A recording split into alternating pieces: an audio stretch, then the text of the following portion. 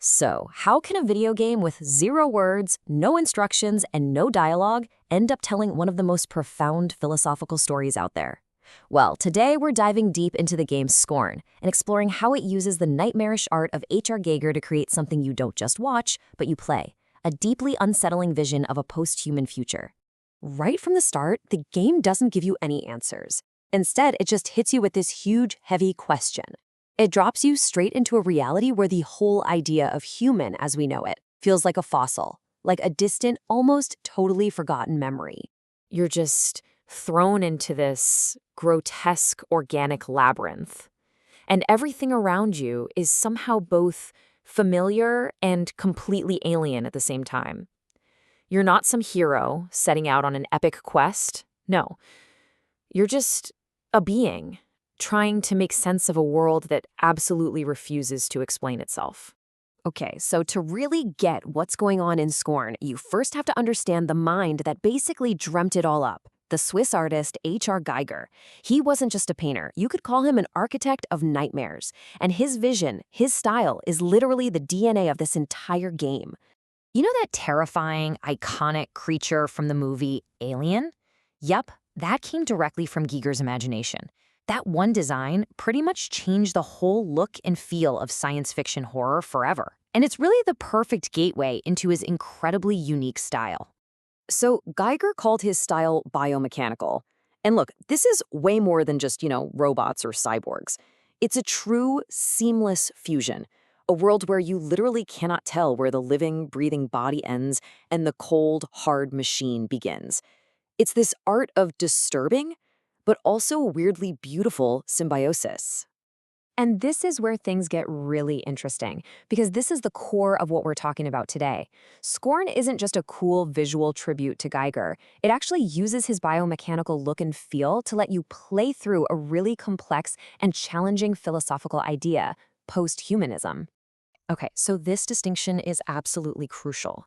On one hand, you have transhumanism. That's the sci-fi dream we see all the time, right? Using technology to make us stronger, smarter, to maybe even live forever. It's all about improving humanity. But posthumanism, that's a whole different ballgame. It's way more radical. It suggests a future where human isn't even the main character anymore. It asks the tough question, after we merge with our machines, what are we? Are we even we anymore? And Scorn, the entire game, lives inside that second, terrifying question. And this is how the game basically makes you play through its big idea. Scorn doesn't give you essays or dialogue to make its point. It argues its posthumanist ideas through your body, or more accurately, the anonymous, tormented body that you're forced to inhabit. The key concept for this is something called technosymbiosis. Now, we're not talking about getting a cool cybernetic arm here, not at all. In Scorn, this union between flesh and machine is invasive, it's painful, and it fundamentally shatters what it even means to be an individual. And the way this happens in the game is, well, it's just haunting. You start as this empty vessel. Then the world literally forces itself onto you. The exoskeleton you plug into isn't some cool power-up. It's an agonizing assimilation. And then comes the parasite, this living thing that latches on and becomes a literal part of you. The most important thing here is that your sense of self just dissolves. Your body is no longer your own. It's a battleground. And this fusion, this blurring of lines, it's everywhere. There are no inanimate objects in Scorn. The gun you're holding is a living thing that squirms in your hand. The key you need to open a door, it's a severed arm. The entire environment breathes and pulses around you. The boundaries between you, your tools, and the world itself have totally collapsed. So why is this world so disgusting, but at the same time, you just can't look away? Well, that feeling you get, that mix of total repulsion and intense fascination, it actually has a name. The philosopher Julia Kristeva called it the abject. It's our reaction to things that totally mess with our sense of order, like a corpse or viscera, things that remind us that our neat, clean bodies are really just material.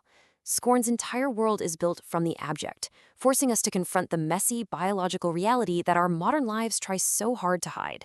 So when you put all of these pieces together, the art, the philosophy, the gameplay, Scorn starts to deliver a really powerful and frankly deeply unsettling message about where we could be headed.